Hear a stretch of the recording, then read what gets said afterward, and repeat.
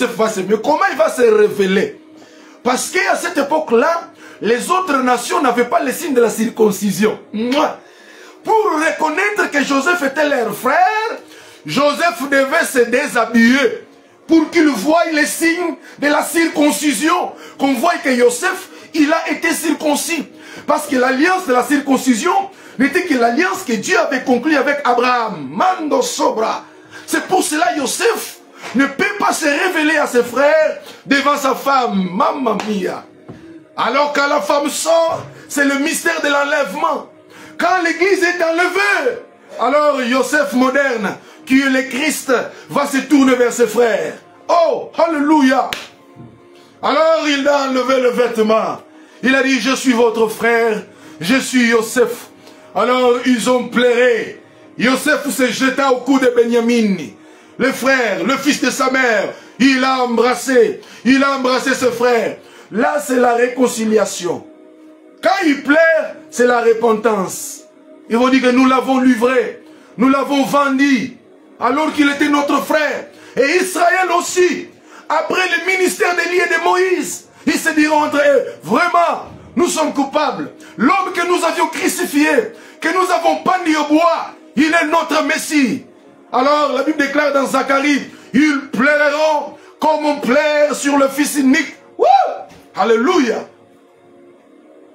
Et maintenant, à cette époque-là, le mystère de la rédemption du salut, pour être sauvé, il faudra écouter Élie et Moïse. C'est ça le mystère des vendeurs des huiles. C'est ça le mystère des vendeurs d'huile, devrais-je dire. C'est Élie et Moïse. Ils doivent prophétiser pendant 1200 jours, 3 ans et demi, revêtis des sacs, l'image de la repentance. Waouh! Alors la Vierge folle, qui va rater l'enlèvement, elle sera néanmoins sauvée par son sang. Elle doit aller acheter. Esaïe nous avait dit, venez acheter sans argent. Mais pour cette fois-ci, pour les cas sous examen, ils vont acheter avec un prix. Ils doivent payer un prix. Oh oh. Or, vendre, c'est aussi prêcher. Pour recevoir les saluts, pour être sauvé, là, ça sera par le prix de ton sang. Aujourd'hui, la Bible déclare, si vous écoutez sa voix, n'en dire si ce n'est pas vos cœurs. La parole est prêchée, les gens sont toujours dans l'incrédulité. On vous enseigne, abandonnez les péchés, abandonnez la mauvaise voie. Les gens ne veulent pas. L'incrédulité. L'apôtre dit dans l'épître aux Hébreux, si vous entendez sa voix, n'en dire si ce n'est pas vos cœurs. Aujourd'hui, l'huile est gratuite. Venez acheter sans argent. Venez aux eaux. Venez acheter le vin. Le vin, c'est l'huile de l'esprit. Actuellement, la grâce, elle est gratuite. Viens. Viens prendre l'huile sans avoir payé. Sinon, après l'enlèvement, l'huile sera vendable. Pour être sauvé, ça sera par le prix de ton âme, par le prix de ta vie. Alors, ça sera une persécution à outrance. C'est pourquoi les hommes de Dieu doivent aussi préparer l'église à la persécution. Parce que n'oubliez pas, il y a une grande différence entre la persécution et la grande tribulation. La grande tribulation arrivera après l'enlèvement. Et la persécution arrive aussi longtemps que nous sommes sur la terre. Christ a dit, vous aurez des maisons, des biens, mais vous les aurez avec des tribulations, de persécutions. Allez-y plutôt chez ceux qui en vendent. Qui vendront, ou bien qui vont avoir le ministère, qui auront le temps de vendre l'huile. C'est Élie et Moïse. Parce qu'ils vont apparaître en chair humaine. Vêtus en costume 3 pièces, bien rasés, bien coiffés. Ils vont prêcher la repentance. Ils vont prêcher le message de Christ.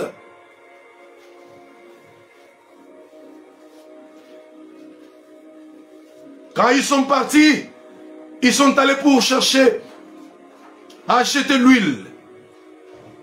Aujourd'hui, l'huile est gratuite. L'huile de la grâce.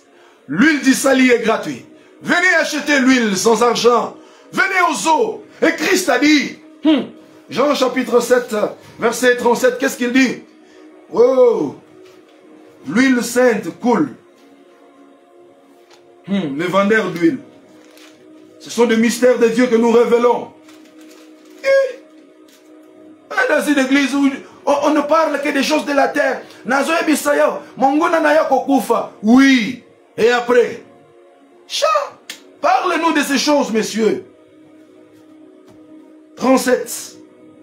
Les derniers jours, les grands jours de la fête, Jésus se tenant debout, s'écria, si quelqu'un a soif, qu'il vienne à moi et qu'il boive. Ce n'était pas les premiers jours, hein? C'était les derniers jours. Les derniers jours de la fête. Les derniers jours de la fête de la grâce. Oh, Mande Sobra. Ma, Linda Sobra. Les derniers jours de la fête de la grâce. Il dit, venez boire aux eaux. Celui qui a soif, qu'il boive. Christ nous appelle. Parce que nous sommes au dernier jour de la grande fête. Nous sommes au temps de la fin. Il nous appelle que celui qui a soif vienne. Parce qu'après le Christ, les eaux seront vendables. L'huile sera vendable. Pour avoir l'huile, tu dois payer le prix. Et lors de la grande tribulation, quand l'antichrist et la bête, les dragons, parce que nous avons la trinité diabolique. Numéro 1, nous avons les dragons, nous avons la bête ou l'antichrist, et nous avons les faux prophètes. Ils font la trinité diabolique. Ils prendront le pouvoir, ils prendront le poids de la bête sur la terre. C'est pourquoi on nous prépare à la religion unique et mondiale. C'est pourquoi on nous prépare au gouvernement mondial. C'est pourquoi on veut nous préparer aux monnaies uniques. Toutes ces choses, c'est le boulevard de l'antichrist qu'on est en train de nous préparer. Et toi, chrétien, tu es là, tu dors, tu te réveilles et ton pasteur ne te prêche que les choses de la famille et les choses de la terre. Nous te préparons pour la grande convocation d'Aleuser. Comme je le disais, nous avons la trinité diabolique. Nous avons numéro 1 les dragons. Et nous avons la bête qui est l'antichrist. Et nous avons le faux prophète qui est le leader de la religion mondiale dont je t'ai le nom. La fausse église, Babylone la grande. Ce sont eux qui prendront le pouvoir dans le monde après l'enlèvement. Parce que dès Thessaloniciens chapitre 2 verset 7 déclare, le mystère de l'iniquité agit de manière officieuse. Ce mystère agit déjà. Nous le voyons. Nous voyons comment le mal est en train de voir arrive au comble, au sommet. Nous voyons comment actuellement on nous expose la nudité partout. Nous voyons comment les hommes s'entretuent facilement. L'Écriture déclare les hommes s'égorgeront. Oui, nous voyons comment les gens s'entretuent aujourd'hui. Et ce sont des signes.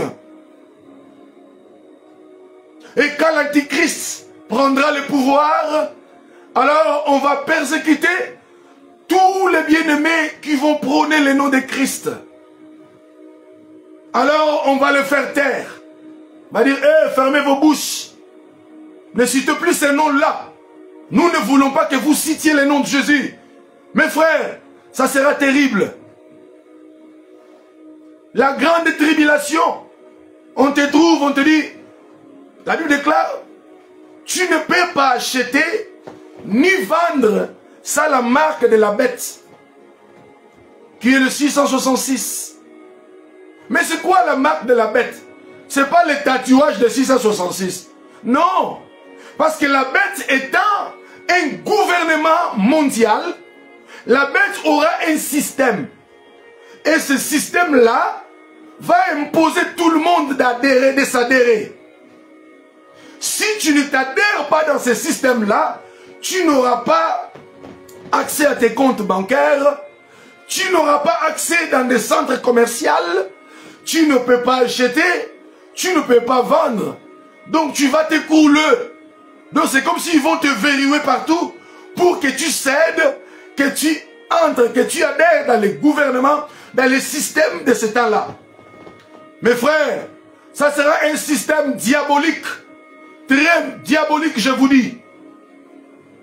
Et celui qui acceptera la marque de la bête, sa condamnation est scellée. Alors les bien-aimés qui rateront l'enlèvement, qui sont dans les mystères de la Vierge folle, alors ils vont payer le prix de leur vie. On arrive, on te dit, monsieur, renoue le Seigneur. Ah, je ne vais pas renouer Dieu. On te crève l'œil gauche. Monsieur, renoue ton Dieu. On te crève l'œil droite. Monsieur, renoue ton Dieu. On te laisse en tenue d'Adam devant tes enfants. On t'humilie comme ça devant tes enfants. Comme même pasteur aux États-Unis, juste parce qu'il avait tonné sur sa fille, qu'il ne se comportait pas bien. Le bien-aimé homme de Dieu a frôlé une humiliation médiatisée. On a amené beaucoup de caméras. On lui a dit, monsieur, excuse-toi, dis aux gens que tu ne vas plus crier sur ton enfant. Parce que vous savez, le système éducatif américain ne permet pas aux parents de crier sur leur enfant. Alors l'homme de Dieu leur a dit, non, Dieu m'a donné un devoir sacro-saint de veiller, d'inculquer la parole de l'Éternel dans mes enfants. Alors après le Christ, après l'enlèvement, ça sera terrible mes frères. On vient là, on te déshabille devant tes enfants. On te chicote. Juste pour que tu cèdes. La grande tribulation, mes frères, ça sera terrible. Voilà le temps de la grâce que Dieu nous a accordé. Il a donné l'accès pour que tout le monde soit sauvé. Il est écrit, je suis venu proclamer une année de grâce. Mais un jour de vengeance. Comme je vous dis souvent, la grâce n'est pas éternelle, mais c'est une parenthèse qui a été ouverte pour le salut des nations. Mais cette parenthèse sera fermée, afin que Dieu retourne chez son peuple. C'est pourquoi Romains dit, lisons Romains chapitre 11, nous allons revenir. Oh, Jésus, aide-nous Seigneur, le temps de la fin. Romains chapitre 11, premier verset. Je dis donc, Dieu a-t-il rejeté son peuple? Loin de là. Car moi aussi je suis israélite, de la postérité d'Abraham, de la tribu de Benjamin. Dieu n'a point rejeté son peuple, qu'il a connu d'avance. Ne savez-vous pas que l'Écriture rapporte de lui comment il s'adressa à Dieu, comment il adressa à Dieu cette plainte contre Israël? Mes frères, Dieu n'a pas rejeté son peuple qu'il a connu d'avance. Il a juste ouvert une brèche de la grâce pour que les nations, la totalité des nations soient sauvées. Et après quoi, la parenthèse de la grâce sera fermée et il va se révéler à ses frères. Et la Vierge folle qui ratera l'enlèvement, elle sera obligée de passer dans les grands moments de la tribulation. Dans les grands moments de la grande tribulation. Voyez pourquoi le Seigneur est tellement bon. Il nous a parlé en parabole parce qu'il sait qu'il a établi des hommes, le char et les chevaux, les apôtres et les prophètes pour vous révéler ce mystère. Oh, alléluia, Seigneur de gloire. Les 10 vierges, l'image de l'Église. Des gens qui sont éligibles au salut. Mais les 5 folles, l'image des chrétiens qui est dans la distraction. À cause de la distraction, la Bible déclare, par ta faute, tu perdras ton héritage. Tu étais éligible à l'héritage, mais à cause de ta faute, tu perdras ton héritage. À cause de la distraction, tu risques de rater l'enlèvement. La plupart des personnes sont dans la loi de plaisir.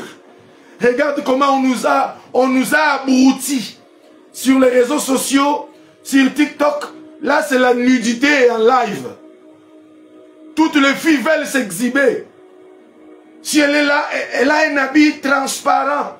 C'est comme si nous lui avons dit de nous montrer sa nudité. Est-ce que nous, on t'a demandé ta nudité?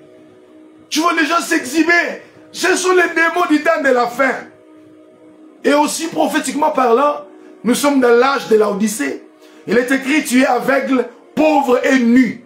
Cet âge de l'Odyssée est caractérisé aussi, numéro 1, par l'aveuglement. Les gens ne voient plus le signe du temps de la fin. Par la pauvreté spirituelle, ils sont pauvres. Et aussi par la nudité spirituelle qui et qui se manifeste aussi sur le plan physique. La nudité. Moi, si Azuzé Misika, elle va se photographier nue, qui pour montrer au monde que voilà, je suis grosse. Et tu vas voir aussi un autre homme qui n'a pas d'intelligence, il est tout nu, sa genoux. Mes frères, l'âge de la nudité. Les temps du soir, les temps de la faim. Mes frères, la Vierge folle. Si tu es dans ces choses, sache que tu es parmi les 5 vierges folles. Tu vas rater l'enlèvement. Et l'huile, tu vas aller l'acheter par le prix de ton âme et de ta vie.